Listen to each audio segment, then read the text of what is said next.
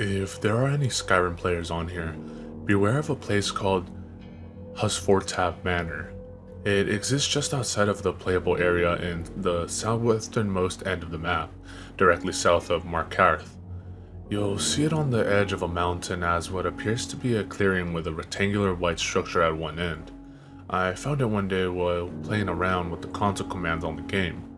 See, I was bored and decided to explore beyond the playable boundary of the game, as developers tend to leave some interesting Easter eggs or unfinished concepts in the great beyond.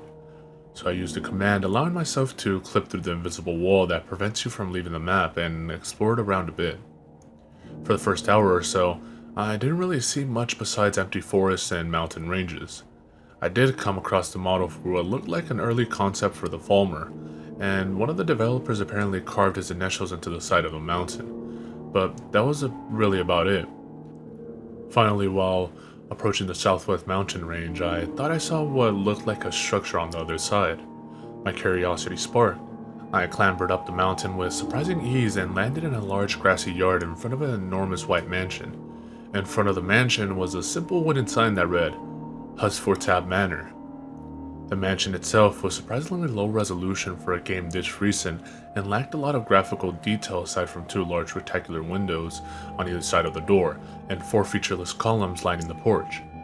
The lawn was also very rudimentary, lacking any sort of decoration or graphical texture and existing instead as little more than a wide sea of green. This must have been a planned location that was abandoned early on in development. I entered the mansion, which turned out to be nothing more than a bare frame on the inside. No furniture, lamps, or trophy heads were present to decorate the wood walls. The only decoration this place had was a small podium on the very back wall with a featureless black book resting on it. I approached the book and pressed the prompt to read it, which oddly didn't give a title. It just said, "Read." Though disappointingly, the page was completely blank except for a number 1 in the upper left corner. Placing the book down, I turned to leave and was unexpectedly greeted by an NPC I hadn't seen on the way in. It was a young woman, apparently a Nord, with jet black hair and wearing a long blue gown. She sort of looked like Lydia but thinner with longer hair. The woman stood in the center of the mansion, just staring at me and turning her head to follow me as I walked around her. As I came to about even with her, she said bluntly, "Wealth is temporary. What is here today will be gone tomorrow." I wasn't sure exactly what this meant. Maybe some unrealized quest involving retrieving this woman's stolen gold? I determined there was no more to see here and left the mansion. This was certainly an interesting find, an entire location and character forgotten in the code of the game, and I had just uncovered them. And speaking of the character, I intended at some point to find that woman's code so I could bring her to the main game and make her marryable. She was kinda hot. Unfortunately, this high point would be overridden by the horrible next day. On the way home from work, someone came up behind me, knocked me over, grabbed the wallet out of my pocket, and ran off. I didn't see their face, only that they were wearing jeans and a black hoodie. That wasn't really a tremendous help to the police, who said they'd try to find the suspect, but without an actual physical description, it'd be difficult. This definitely sucked. Even though I can call and cancel my credit card, I had about $80 in that wallet, and I'm damn near broke as it is. For some reason, I couldn't help but recall what that woman in Skyrim said. Wealth is temporary. What is here today will be gone tomorrow. I knew it sounded silly, but I couldn't shake that phrase from my mind. Maybe there was a connection. I ultimately dismissed this thought as ridiculous. After all, whoever heard of a magic fortune-telling video game? However, I did need some cheering up after this. I fired up Skyrim and decided to return to Husfortab Manor, as last time I neglected to find out the mysterious woman's name, which would be helpful if I'm going to hack a code and marry her. After journeying back to that end of the map and killing a very persistent dragon along the way, I climbed back over the mountain and reached the mansion. Something was different about it though. The bright white that had cloaked the mansion yesterday had now faded into an almost dirty white, and the windows were coated in a thin layer of dust, making the view inside slightly translucent. I approached anyways and stepped inside. To my surprise, the woman had seemingly undergone a change as well. She was a few inches taller. Her hair was also a lighter shade than before, and she had more noticeable frown lines. It was almost as if she had aged to some degree. Not drastically, but she definitely wasn't the hot young 20-something I ran into yesterday. The woman's deep blue gown also looked a bit faded, as though it too had aged. As I approached, I noticed that the prompt to talk to her never appeared, making it impossible to know the woman's name. When I looked to face her, she offered me a faint smile coupled with a slight sigh, almost like she was faking being happy to see me. "A man works hard for his coin," she said suddenly, "but when he ceases to be useful, he is cast away to starve." Great. Another cryptic message from an unmarriable NPC of unknown name in a bare house with nothing but a useless book. Disappointed, I left Hursfortab Manor for what I intended to be the last time. It was a neat find, but there wasn't anything of real value in there. The next day, I was hit with another whammy. As I came into work at the corner gas station, my boss pulled me into his office and told me that the place had gone over budget and he had to let a few of us go. And sadly, a certain someone was among these few. I tried to explain my financial state, as well as the little incident yesterday with my wallet, but my boss merely apologized and said there was nothing he could do, that he simply didn't have enough money to pay me. Whatever, that was a crap job anyways. As I walked home, a thought came to me. Besides my hatred for my boss, that is, this was twice that the woman in blue had predicted my fate. The other day, she said something about the loss of wealth right before I got mugged. Then just now, she mentions workers being cast away, and here I am unemployed the next day. I know I just dismissed this thought as silly, but what if the mysterious woman was predicting my future? That night, I decided to show the Easter egg to one of my friends who had also been trying to explore the outer fringes of Skyrim with no luck. I had explained to him all the weird things that had happened, including being mugged, losing my job, and the cryptic messages that predicted both. "Dude, that's so weird," my friend said when I told him what happened, though I wasn't sure if he fully believed me. "I know," I replied. "I'm kind of afraid to go back, but maybe I could use this as a heads up from now on." I started up the game and returned to the mansion, which was now in even worse shape than yesterday. It looked like the white paint was actually starting to peel off, revealing a stony gray undercoat. Tiny cracks were also beginning to form here and there, if nothing else giving the mansion some texture and personality, albeit an unpleasant one. When I entered, I saw that the woman had aged again as well. This time, her hair was beginning to gray and she had noticeable wrinkles on her face. She looked like she was about in her 50s this time around. Her dress was also beginning to tatter and lose its color. "I thought you said she was a young woman," my friend said. "She was last time.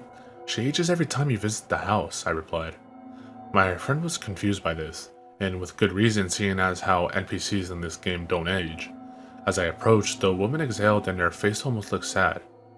"Your home is your sanctuary, and you do all you can to preserve it," she spoke. "But what happens when others aren't as responsible?" Her tone sounded very melancholy. "Did you hear that?" I asked my friend in an alarmed tone. "I didn't hear her say anything, dude," he said. "When she opened her mouth, all I heard was static." I packed up my computer in a hurry and ran out the door as fast as I could and tore down the street towards my apartment. Maybe I could get home in time to stop whatever was going to happen. Just because the game predicted it doesn't mean it's happened yet, right? There still might be time, I thought to myself. There might still be time. I didn't need to get close to see the flames. What used to be my apartment building was now a glowing orange inferno. Firemen were already at the scene attempting to quell the fire, but it wouldn't be enough to salvage my burning home. Speechless, I could do nothing but look on in despair at my room, crumbling and falling to pieces before my eyes. "I'm gonna have to ask you to stand back, sir," one of the firemen ordered me. "What the hell happened?" I cried. "One of the residents left their stove on and gas spread into the air. We think that they went to light a cigarette and the entire room went up in flame," the fireman explained. "Did you live here?" I nodded, and the fireman apologized and offers his condolences. I didn't know what to think. On the one hand, I was glad I wasn't inside the apartment, thanks to my discovery of this Easter egg. However, I had just lost everything I owned in that fire. all except my laptop and this copy of Skyrim. Luckily, my friend let me stay at his place for a while, so at least I had a roof over my head. For the next week or so, I focused on trying to find another job so I could rent a new apartment room, yet I was having no luck whatsoever. I told my girlfriend Susan the whole situation, from the mugging to me getting fired to my apartment burning down. However, I did leave out the part about the Skyrim fortune teller, as she is neither a gamer nor superstitious. Susan was overcome with sympathy towards my situation and offered to talk to her boss to see if I could get a job where she works. She really is one of a kind, I thought to myself. Of course, I still put out what must have been 8 job applications that day, just to be safe. Afterwards, I was mentally exhausted and ready to get lost in my video game once again. I decided not to visit Husfortap this time though. I just needed a normal session of escapist fantasy to relax my mind. All was going well for a bit. I took on a few random quests, raided a bandit camp, and brought down a few bears. Then mysteriously, a courier approached me in the forest. He did his usual bit about having a letter for my hands only, and then handed me a note called Skyrim Note 367.esp. This was made especially bizarre by the fact that I was in the wilderness when this happened, and typically couriers only hand you messages in cities. Regardless, I decided to read the odd note.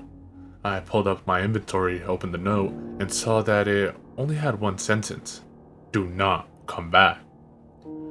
This had to have come from the woman in blue, and I understood why. Each visit causes her to age, and we both knew that eventually she would be aged to death. Be that as it may, this woman had a gift that could mean the difference between life and death for me.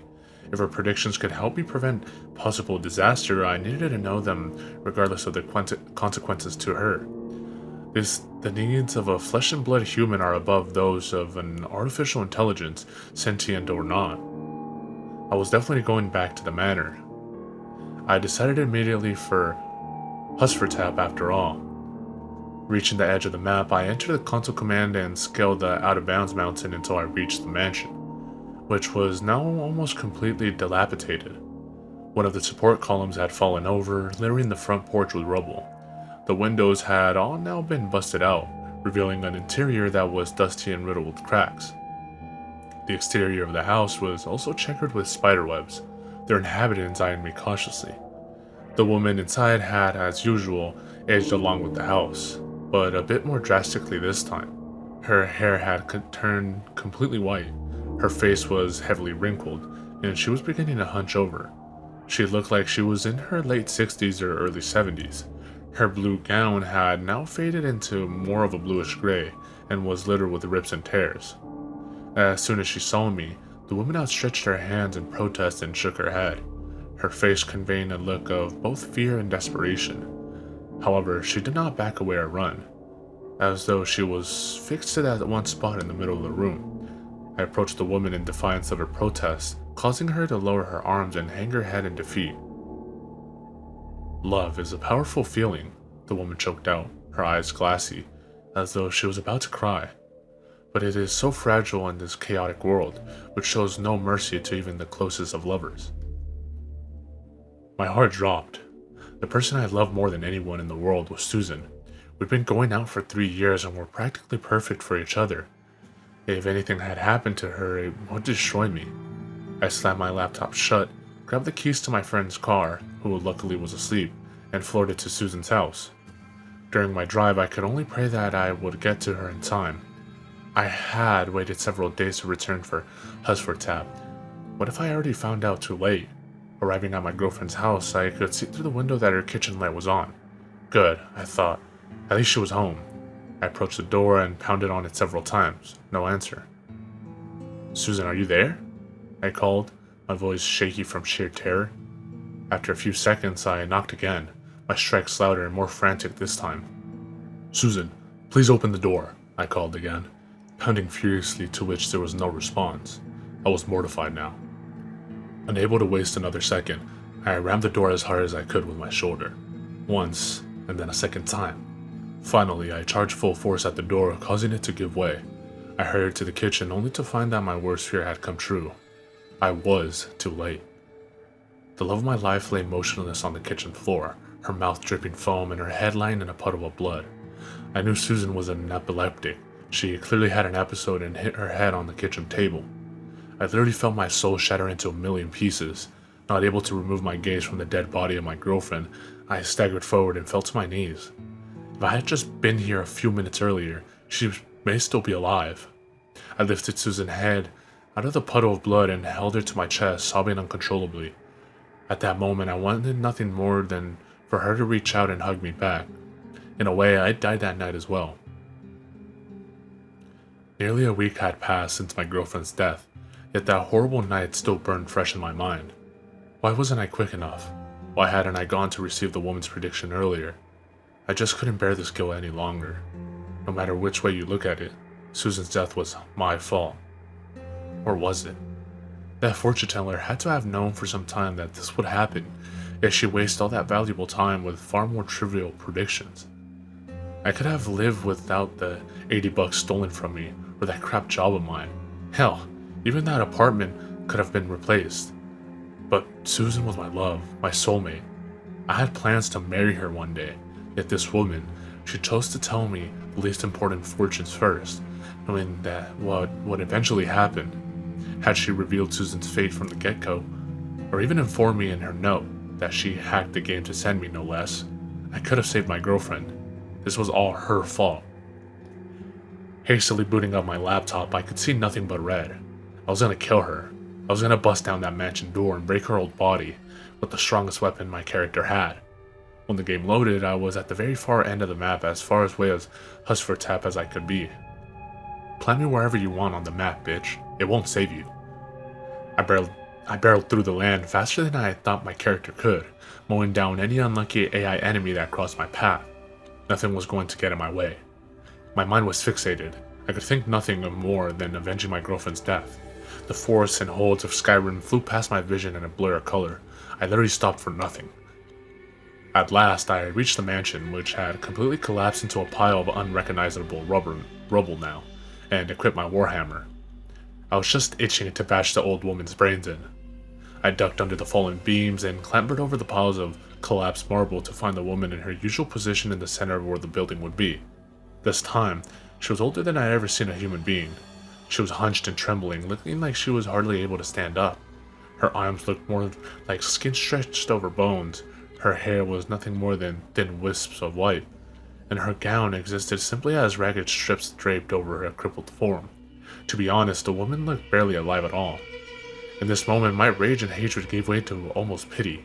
Her advanced age was clearly putting her in a great deal of pain. I put away my hammer and just stood there, at a loss for what to do.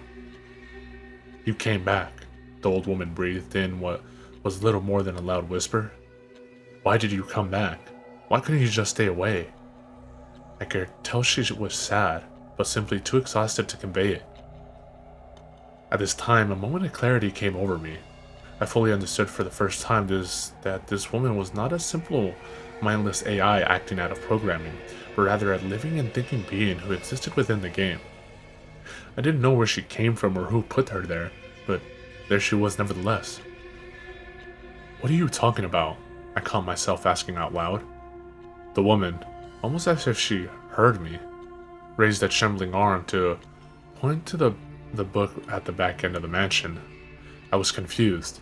The last time I looked at that book, it was blank except for a single number. What would be different now? Still, I found myself overcome by curiosity and opened the odd book once more. To my surprise, the contents of the book had completely changed. Rather than one simple number, there were now the numbers 1 through 5 running down the page, each with a different symbol by it. The first symbol was that of Skyrim's Thieves Guild. The second was a silhouette of a beggar. The third of a burning home. The fourth of a broken heart. And the fifth entry, blank. Wait, if this place knew my future, why was the final entry blank? Then a horrifying realization hit me. What if the woman in blue wasn't predicting my future at all? What if my visions were actually causing all those things to happen? It did seem to happen very shortly after speaking to this woman in blue. Yes, it all made sense now. This woman wasn't at fault.